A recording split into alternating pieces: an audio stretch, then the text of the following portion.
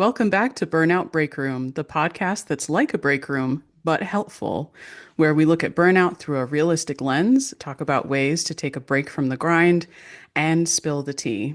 I'm Caitlin Truhella, creativity coach and speaker. And I'm Lindy Larimore, licensed therapist and certified career coach. We're your hosts, and today we'll be talking about our particular experiences with burnout. I'm so excited. Caitlin, how you feeling? Our first podcast recording. I am so excited. I know a lot of hours and planning have gone into this, especially, making it a welcoming environment to, people having gone through the experience of burnout. And so I'm so glad to be here and, build this community. Me too. I have to say, part of the reason I'm excited to be doing this with you is I think one of the things that we really connected about when we first started talking about this was I'm going to speak for the entire therapist community right now and just say sometimes therapists are really boring, especially their podcasts. And Hmm. I don't listen to any podcasts about therapists because they bum me out sometimes. I'm just like, Mm. ugh. I know we do heavy things, but like part of why I listen to podcasts is to get away from the heavy things that we do. So Mm. when we were first talking about this, I feel like we connected around, let's have some fun with this. Oh, absolutely. And I very much relate to that experience too, not only with, therapy related content and wellness, but everything surrounding the creative experience too, because, the last thing that you want to focus on when you have something like writer's block or, you feel kind of wandering, in your creative journey, the last thing you want to look at is, be surrounded by the same type of things. You want to be able to get back to that place of being, fulfilled and involved in your craft. So yeah, I'm really happy that, we were able to collaborate on making this kind of space. Speaking of writer's block, Caitlin, why don't you talk about what you do? As an author coach and creative coach, I work with authors of all different experience levels and also creatives in general, regardless of what kind of artist you are, or especially in the case of people who think they're not creative in any capacity whatsoever. We work together on ideation sessions, but also identifying parts of people's practice or, their routines that are not fulfilling their practice and how we can make sustainable changes to that. So I am just so incredibly blessed to do this work. And especially for people experiencing, their own specific kinds of obstacles, whether it's related to writer's block or separating, the process from productivity, such as, some of the situations surrounding people's experiences with ADHD or neurodivergence. So I, uh, I really love this work. Yeah, absolutely. And I feel like we should almost say we haven't known each other for that long. And so the one of the great things about getting ready for this podcast has been getting to know you and getting to know the work that you do. And I do think it's such a great combination of kind of celebrating the creative and helping people be able to access their creativity while also helping them. I love the word sustainable that you used because the other area that we've connected on is around coaching folks who are experiencing burnout. And that's just about everyone, I Mm. feel like, right now. So, creativity, we know, is a way of healing burnout, but it can also be part of what contributes to it. So, I really love this idea of sustainable creativity. Yeah, and I know we definitely connected on a lot of those points when, as you said, we were first getting to know each other. And I love how you were talking about specifically in your coaching work, your approach is really focusing on meeting people where they are in in their own burnout experience, whether, they also experience, difficulties with focusing or, ADHD or those different experiences. Mm-hmm. Yeah, absolutely. I think my journey has been an interesting one over the last year, which I'm sure we'll get into. But I started out by wanting to focus on burnout. And in that, I started to realize that just about everyone I was seeing in this work had a diagnosis of ADHD. And so I ended up being certified in ADHD work as a therapist. And so I've had some really great experiences in helping folks either through therapy or through coaching manage ADHD to be able to reduce burnout. One of the things that I found so fascinating, and I was just talking to somebody about this yesterday, is there's this misunderstanding about folks with ADHD that they are often not doing things. And what I've found is that actually folks with ADHD are almost never resting. Mm, They never rest because it's like every moment they have where they feel like they can do something, they're trying to take care of that ever-growing list that follows them around, and I say they, but I'm also someone who has been diagnosed with ADHD, and that's a pretty recent thing for me too. So I'm like figuring all this out on my own as I'm working through my own burnout as well. yeah. And I think that is such an incredibly important aspect too, like how we taking a moment to look at how we perceive our own levels of productivity, and Mm-hmm. especially when we tie that to our worth, Mm-hmm. and taking a step back to look at also, I think a part of that is redefining productivity too, because like you were saying, the problem is not that you're not doing enough, it's you're not resting, Mm-hmm. because rest is productive. Yes. And when we also look at all of the things that we do that lead up to the productive thing, there are so many, there's too many to put on an actual list, and that includes taking care of ourselves. So I love that you recognize and, have those conversations about being realistic with ourselves and helping to dismantle that idea that it's not working because I'm not doing enough. Mm-hmm. Mm-hmm. And that's a fairly radical thought for me. I'll share the word productivity itself is almost like a trigger word for me, and probably any therapist or social worker that you meet, if you use that word, they'll just like shivers will run through their body because Hmm. we talk so often, especially in community mental health, about that word. Like the whole life seems to revolve around that word. That's the word that's used to measure therapist and social workers' worth, I feel like. And when I've been running clinics or programs in community mental health, I've thought a lot about that word and just how awful I think it is when it comes to doing therapy or social work, because there's this implication it's all about numbers at the end of the day, Mm, right? Like hmm. if you're seeing a therapist in most community mental health clinics, they are often having to think in terms of how many hours did I do this week, Hmm. which means how much productivity did I have? And therefore, am I worthy as a therapist? Which, when you think about therapy and social work, can blow the mind, right? Like this really important work that you're doing, especially now, somehow is not good enough at the end of the week because it was 22 hours instead of 23 hours. Right. And yeah, it's a very slippery slope to think about our impact in the world as quantitative numbers Mm, and reducing our efforts and that impact, especially when you consider how much of the impact we have on our world every day just by existing mm-hmm, goes completely unseen. mm-hmm, Um, and honestly, one of my favorite quotes by Jane Goodall, she says, "You cannot exist for one day on this earth without having an impact on it." mm, And to your point, it's really difficult to extricate ourselves from that mentality of reducing it down to a number, because I very much have the same, experience when I'm trying to structure my coaching.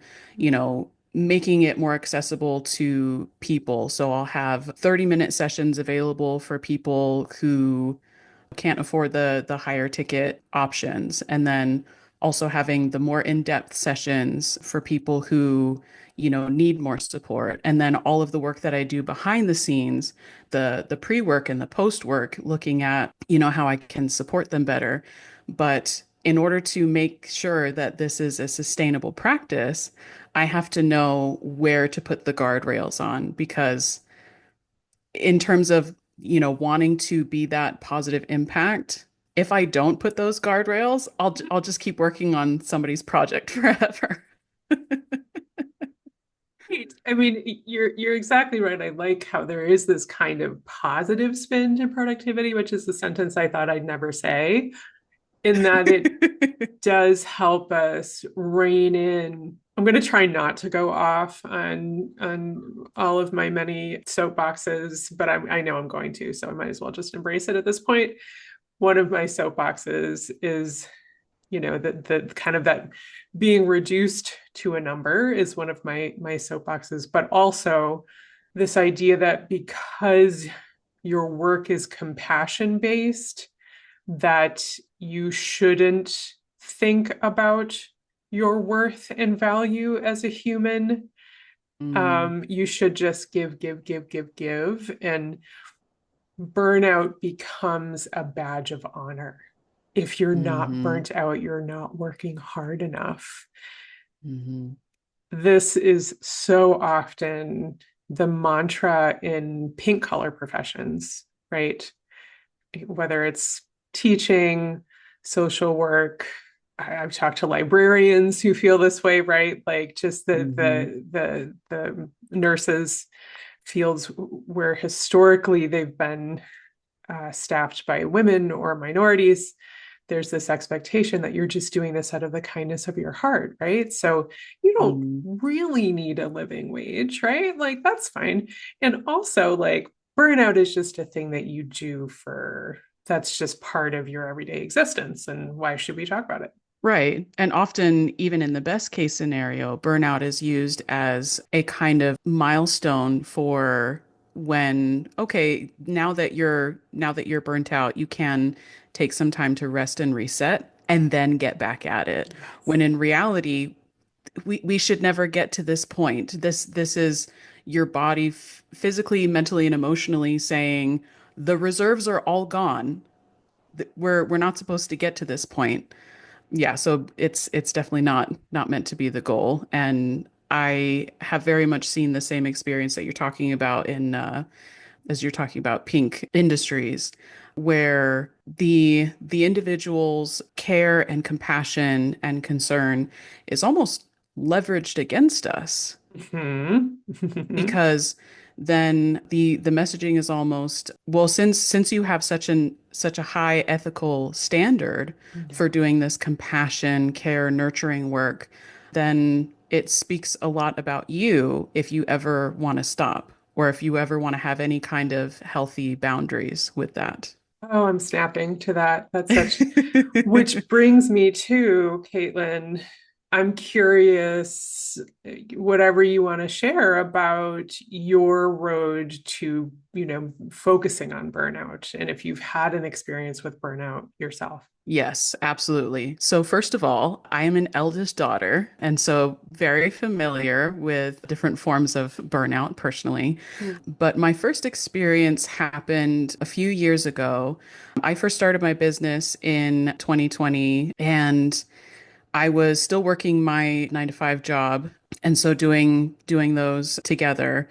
And I love the process. I love building my business. And then also, I still really enjoyed my corporate job at the time. And then after doing those, I decided I wanted to go back to school because, I didn't have enough to do. Yeah. Hmm. And so doing all three together and then, getting out of a really toxic relationship, it all came to a head during that time. And I realized not only was I was exhausted in every sense of the word.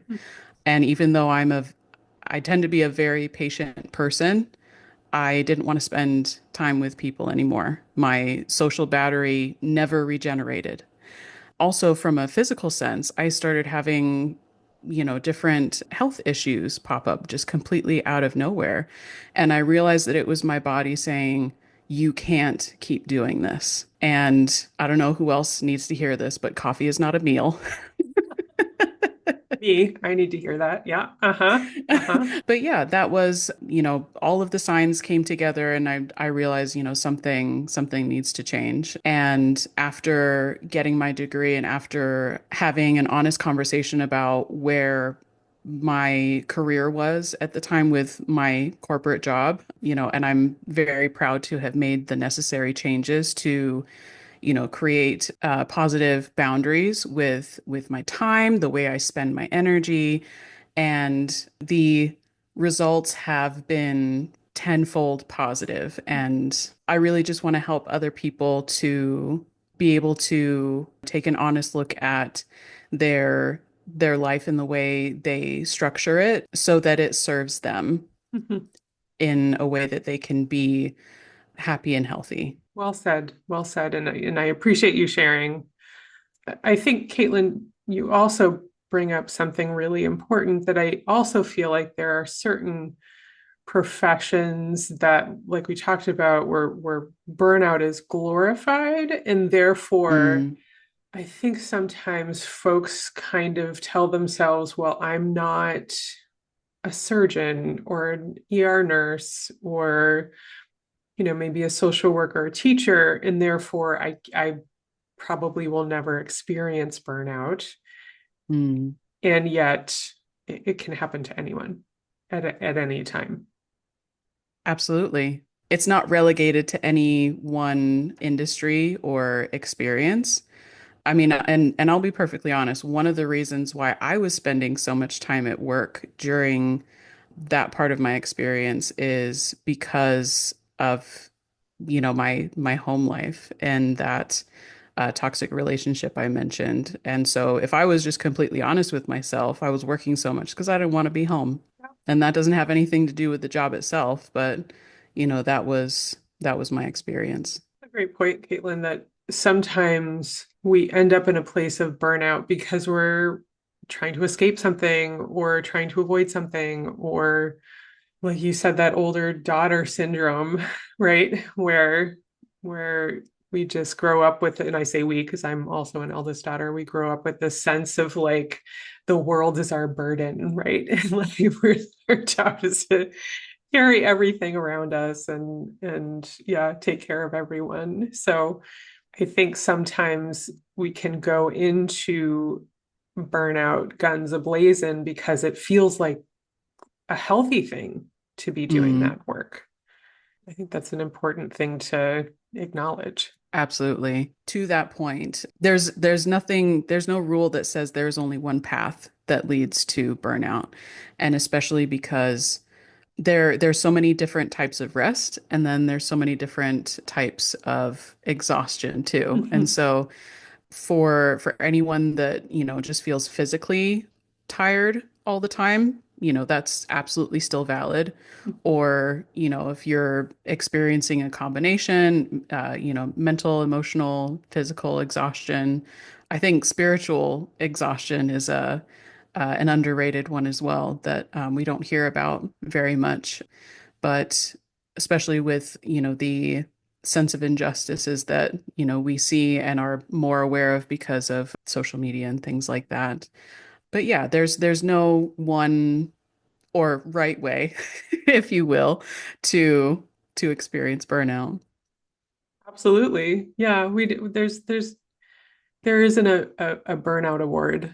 There's no award for being the best at burnout. I think people act as if there is, like but yeah, there's no winning from burnout. And I really appreciate what you said about spiritual burnout. I think I honestly never thought about it this way, but I do think that that's part of what my experience with burnout was when you talk about the injustices.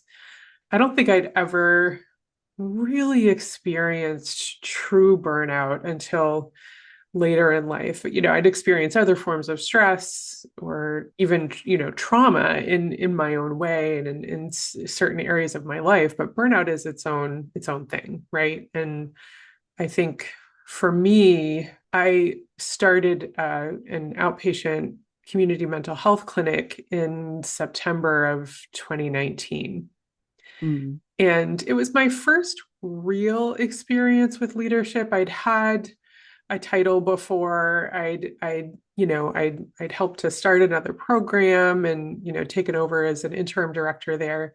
So I knew just enough to be dangerous, right? To myself, really, like probably to others. So I came into and I'd had a month off because I was, waiting to find the right job. So I came into this work just so excited and pretty energized and pretty refreshed. And it was one of those situations where we were starting in a clinic in kind of an older building where there were other programs. So we were in between sessions, we were building furniture together and, Mm. trying to make a place that looked pretty scary at one time look decent enough. And so it required a lot of energy. I'm glad I was younger, but there was a lot of excitement too. And we were really starting to build a sense of community, and the organization itself was really coming out to support us and kind of gave us what we needed. So that was really lovely. So it was a really exciting time. And then fast forward to Friday the 13th of March 2020, Mm. and this very wide-eyed and innocent director had to be faced with this idea that suddenly, for the first time, we had to rethink the way that therapy worked. Full stop. Mm. Since Freud, like we had to redefine therapy, and it had to be done in 3 days in Mm. order to keep, I was part of a system of 4 clinics at the time. All 4 clinics going, we had to figure out how to do therapy not in person for the first time. Keeping in mind that up to that point, pretty much every therapist that I talked to, including myself, felt that during doing therapy virtually was ethically ambiguous and definitely didn't work that well, right? Not that Mm. helpful. It was like absolute worst case scenario. The insurance companies were just starting to talk about it. Mm. So the first question that everyone had to sit with was the ethics. So I had these wonderful clinicians that I was overseeing, and I remember sitting on the floor with them and them being like, I don't think this is ethical. I don't think we should do this. And me, being like, but also I want to make sure that everyone stays safe in this very weird, unknown thing that's happening. And I don't know what's happening, but I know somehow we're not safe. So home seems safe right now. So that was a scary moment, but there was a lot of energy and a lot of motivation and a lot of community as we went in 3 days from doing our work in this one way and then doing it in a completely different way. And we navigated that fairly well. The other thing I was starting to do at the time was become more involved with the DEI work in that organization, Mm. which I'd done on and off in other ways in my own time. I'd never really done it as part of a job, and or definitely social justice work. I don't think I would have called it DEI work before that. And that really filled my cup. I really enjoyed that work. And I became very aware of the discrepancies between how folks who maybe carried a lot of privilege with them because of identities or the color of their skin or gender expression, just how they just had less barriers. Like it just became so obvious that they had far fewer barriers to kind of get their work done. And then I would talk to folks who were either people of color or identified, it had a gender expression that was fluid or what have you. And what became so obvious was their day to day was very different than someone who maybe carries a lot of privilege. And so just coming to work was a different experience for some. And Mhm. then when they were at work, right, they're an example would be I oversaw therapists who came from China when this pandemic first hit. And if you may recall that there was a lot Mm. of violence against Asian folks. And so we, as a supervisor, I had to think about how am I this woman sitting in a session with this person who carries a lot of anti-Asian sentiment is going to be very different than this other woman sitting in a session with someone who maybe carries a lot of anti-Asian sentiment, right? So like these are the things I started to think about.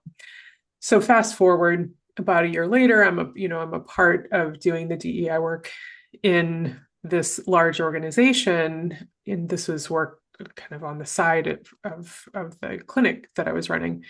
And over time, it just began to feel very heavy and hopeless, as in it's too big, it's too much.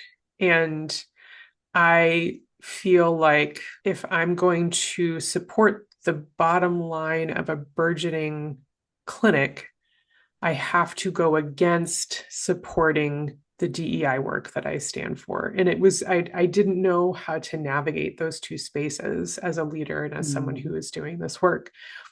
It became so overwhelming that I ended up stepping back and finding a new position. And that felt really good for a while. And in this new position, I found that it was a space that had done kind of maybe not as much work in that area. So all of these sentiments that I brought around equity and inclusion and even ethics, I brought to this new space. And it was very different. And so I found myself feeling very lost in my own identity and how to lead. So I just started to become more and more quiet. But when I would open my mouth, I found that I was always saying the wrong thing and that I was always offending someone. And I was always like feeling in trouble. And like I just didn't know who I was in that space anymore. Mm. And it became so difficult. I didn't even recognize myself at the end of the day. I didn't, all the things that I seem to be celebrated for in one space were the things that made the other space really challenging. It all culminated in I ended up, going to the emergency room for stress related health issues, and being hospitalized and it was in that moment that I said, oh, like you said, I my body is telling me I can't do this anymore. I simply cannot go on.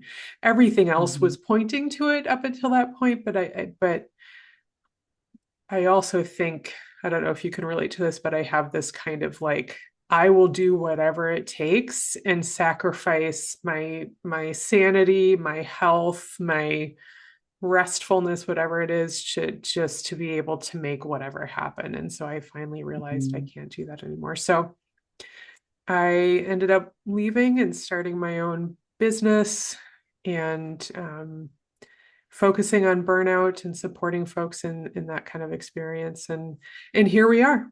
Here we are. And I honestly, I am so glad that we've, come together to do this. And thank you so much for sharing that, Lindy. And I loved what you said specifically about the energy going into these things, because I feel like that can definitely make it more difficult to identify when we're headed in the direction of burnout, because Mm-hmm. when you're acting and actively working in your passion or anything even related to it, the amount of energy that we have to pursue this passion is it does regenerate itself. Mm-hmm. And so it can feel confusing experiencing that, like, okay, I'm tired in whatever ways, But then I also still feel so passionately about this that I will make those sacrifices, as you were talking about.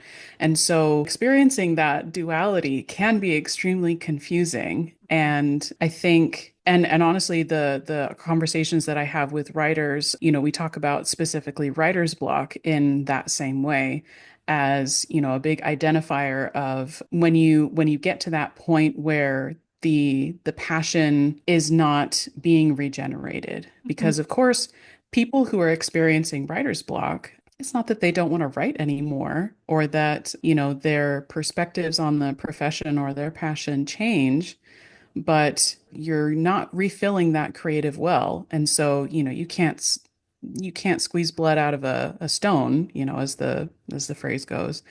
So yeah, it can be really, frustrating to experience that. And I also love, how, you talked about your specific experience in, focusing on DEI work and of course the responsibility that comes with that in any position of leadership, in so many different forms. And one of the, as you talked about, one of the sacrifices that come from burnout is sacrificing parts of our identity or our principles because again, when we're trying to do so much and be everything to everyone, it's simply not possible. And yeah, I definitely relate to your experience in, just trying to do what you can in order to make it work. And, when we do experience having to sacrifice, our principles for to try and make something work while, maintaining the ultimate vision that, if I make this sacrifice of myself, then I can sustain the vision of being a positive impact in the world. Yes. And, we in that process, we think that it's for the ultimate good. But of course, when we're not regenerating ourselves, it's not, as we've said, it's not sustainable. And of course, nothing is worth sacrificing our identity for. That is a sentence right there. That's some wisdom. Nothing is worth sacrificing our identity for. And I think if anything, I think that's something I wish I'd kind of known earlier on in life is first of all, know your identity. That's important. Mm-hmm. That's an important piece. But also, if you start to, I think we talk about sometimes how do you recognize burnout? And I think that's an excellent sign that we're heading down that road is like suddenly I don't either recognize myself or I Mm-hmm. don't like myself. Mm-hmm. I think, especially in my last position, I did not like who I was. I didn't like how I was reacting to things. I didn't like how I was not reacting to things. And I think that was a really big sign that something was off and that I was heading down a path that was not sustainable. And Absolutely. Caitlin, I'm wondering, like we talked about at the top, some of this talk and it's heavy stuff, right? Like Mm-hmm. talking about burnout is heavy sometimes, but also like what do we want to do to help folks who are experiencing burnout? Like what are we thinking for this podcast around what are some things that we can put into the world to help reduce some burnout for folks? Yes, absolutely. Now, I will be perfectly honest with you, Lindy. Yes, My Caitlin. my favorite, at least initial approach to dealing with burnout and, reconnecting with ourselves, our identity, all the things that we care about and the way that we want to spend our time and energy is being your biggest weirdo because Yes. I I still have to find the resource. I can't remember where I came across it, but it was talking about being your weirdest self Mm, is actually one of the biggest stress reducers. mm, And I just love this idea in so many ways because first of all, it's a great experience in not taking yourself too seriously. And I think especially in terms of, now this is certainly not gender specific, but in terms of, my experience in the professional and corporate world, so much conversation around, dress for the job you want, not the job that you have, the way that you're expected to present yourself in, professional spaces, being very polished and things like that. I love how weirdness is completely, it's almost an act of rebellion Yes. in that way.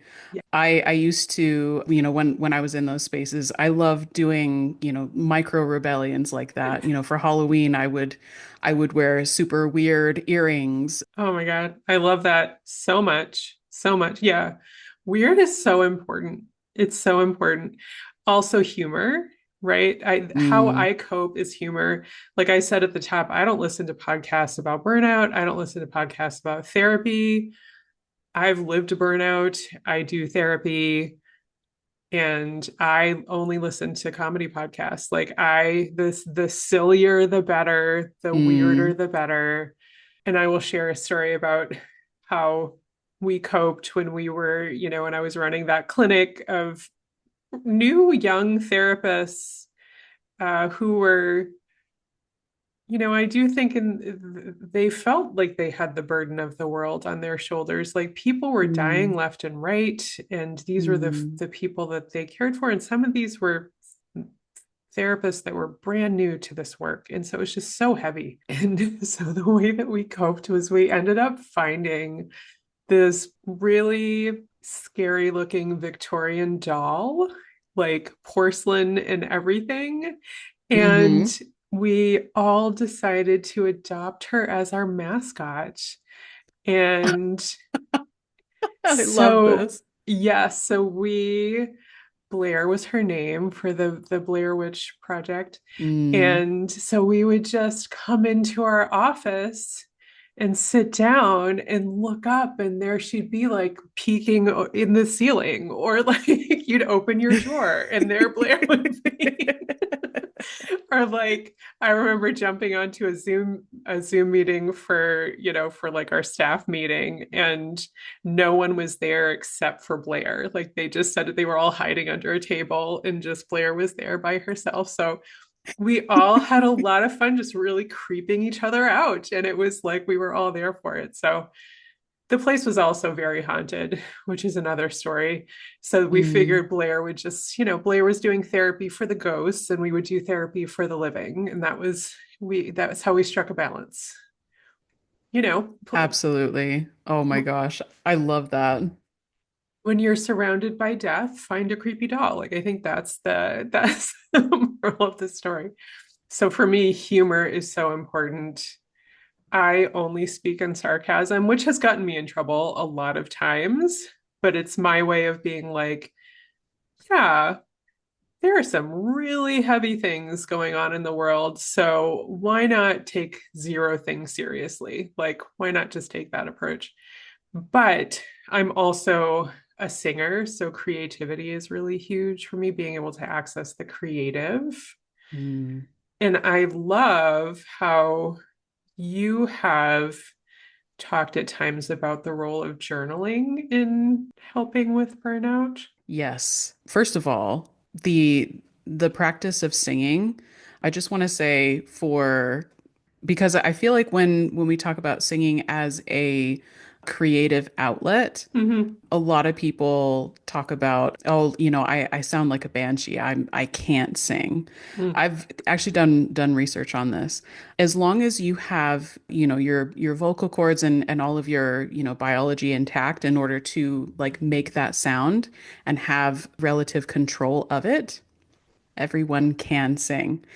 It's just a matter of practicing and getting fostering that relationship with your physical self because your body is literally the instrument. Mm-hmm.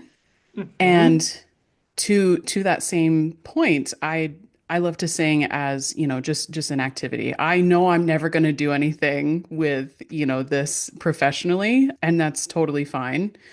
And I want to know if you experience the same thing too, even just the vibration that you feel with the different resonating sounds through the singing process is, it can be tremendously, comforting to yourself. And of course, like it's another form of expression. But to also address your question, I've always been a tremendous proponent of journaling. And I know that it's certainly nothing new. A lot of people have talked about, their experience with journaling and simply the process of cementing your ideas and thoughts on a piece of paper. And I'm never going to recommend something until I try it for myself. And it's definitely one of those forms of personal wellness that, is I see it kind of similar to exercise. We know it's good for us. We know it is, on paper, Yep. but there's definitely days where, I'll wake up to, go do my routine of journaling, with my coffee in the morning and I don't feel like it today. But Hmm. it always has, doing that activity always has a positive effect and impact. And it's an activity that always ends up being positive for me. And yeah, I could not recommend it enough, especially for it's applicable to everyone because it is a process of quieting your thoughts long enough to physically write them down, on paper. And especially, it has a tremendous effect for writers because, and I will put my hand up for this one because I'm guilty of this as well. The internal editor that we all Hmm. have in the back of our minds as Hmm. you're creating something, actively taking the time to just sit with your thoughts and feelings and process them through the physical action of writing out the words does such a tremendous job of silencing that internal editor to truly meet the core of yourself. And when I say meet, I mean in the most real sense possible, as if, you're looking at yourself in the face without a mirror. Mm, mm. So well said. And I think this, Caitlin, is a really great example of where our worlds, like in the diagram of our worlds, it's right here, right? Like Hmm. journaling, I think, is right here. And we've never talked about this before, but when you describe the inner editor, I'm thinking of what I call the inner critic, Mm. which is not my terminology. That's something that's used in regularly in I think mostly narrative therapy, but don't quote me on that. This idea of starting to recognize that, we all have our inner voice. And sometimes it's like, oh, I need to make sure I stop by the grocery store and pick up toilet paper, right? Like there's that inner voice. Mm. But then there's that Hmm. other like asshole inner voice that's like, oh, but you're probably going to forget it because you suck at life, right? It's like that extra Yes. little part that Hmm. tends to come in. Hmm. And so I do a lot of work with folks around recognizing the difference between what's just my little reminder voice or what's my voice and what's the voice of the inner critic. And you're absolutely right. Journaling is one way to start to really separate those two things. And we talked about identity earlier, really starting Mm. to get to know who we are as I talk about core identity with folks. And so I think that journaling is a wonderful way to, yeah, not just treat burnout, but to work through some of our heaviest challenges and stressors and even traumas. So how might we use journaling, maybe even in this podcast, to help folks who are struggling with burnout right now? Mm. Definitely. Yeah. And I can see the potential of that being very useful. And we can certainly talk about the experience as we look at, potential journal prompts. And I especially love this idea because it can be as generic or as specific as, people want. For example, I like to keep a general journaling book for anything and everything. Mhm. There's no rules surrounding it whatsoever. And then I have other ones for different thoughts. I have a journal specifically for dad jokes that resonate with me. My father would be so excited to hear this. He speaks almost exclusively through the form of dad jokes. So yes, that's Love it. amazing. I feel like you should share a dad joke, a podcast. I feel like very strongly that this is an inspiration that I'm receiving as we're talking. I would be honored to provide to provide these. Most recently, my favorite, it's a little bit of a longer one. So I don't know if you heard, but there was a new archaeological discovery in Egypt. And they found this sarcophagus.